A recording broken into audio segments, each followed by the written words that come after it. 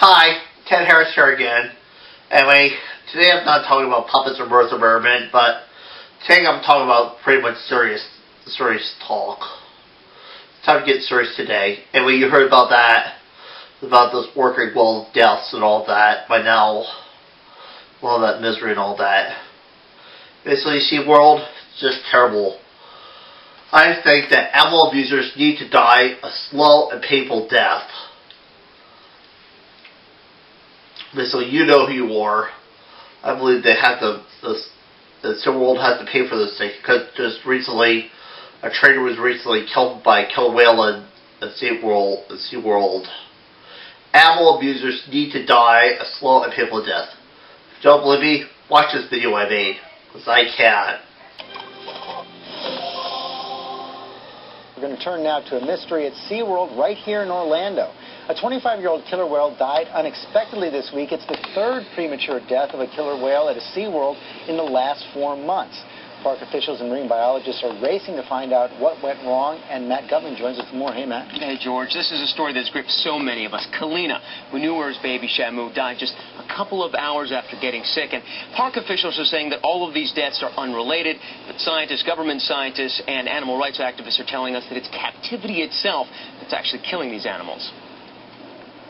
Kalina's is the latest in a string of mysterious killer whale deaths that animal rights activists are now blaming on SeaWorld. When they're confined, I think they're under stress.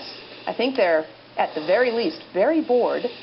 And both stress and boredom and depression can kill you. This was Kalina shortly after she was born. At the time, they called her Baby Shamu, the first orca whale born into captivity at SeaWorld. But in the 25 years since her birth, 24 killer whales have died in captivity. That's roughly one whale each year. 3 have died in the past 4 months alone, and not a single one of them was older than 30. The 3 whales that died this year were 21, 12, and 25. That's not even middle-aged for wild orcas. Not so, says SeaWorld, telling ABC News animals in our care live and die just as do those in the wild. We have no reason to believe that any of the recent deaths are related, or that there is any indication that their environment was a contributing factor. This isn't the first time SeaWorld has come under fire. Just last winter, a trainer died after being battered and drowned by a 6-ton killer whale. Animal rights activists said the attack was brought on by the stress of living in captivity, charge SeaWorld denies. Since that attack, SeaWorld has significantly limited trainer whale contact. Orcas are, in fact, just too big to maintain properly and adequately in captivity. SeaWorld is telling you otherwise, but they are misleading the public when they say that. And most whales, both in captivity and in the wild, do grow into adulthood. But the big difference, George, is that in the wild they live 40 years, in captivity 20 years, and we know of some whales in the wild that live up to 80 years. And clearly, that's not happening in these parks. They're dying in middle age. Okay, Matt Gutman, thanks very much. Marine biologists is still trying to get to the bottom of that mystery. Now, aren't they charming? Basically, you know who you are.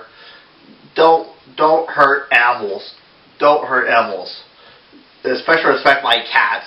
My cats are my children. No, I respect my cats. So if you know anyone who works at SeaWorld, you'd like to have a chat with them.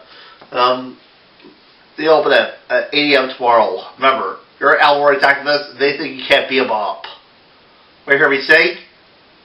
Well, I'm not gonna. But this is why animals need to be respected. Animals need to be respected.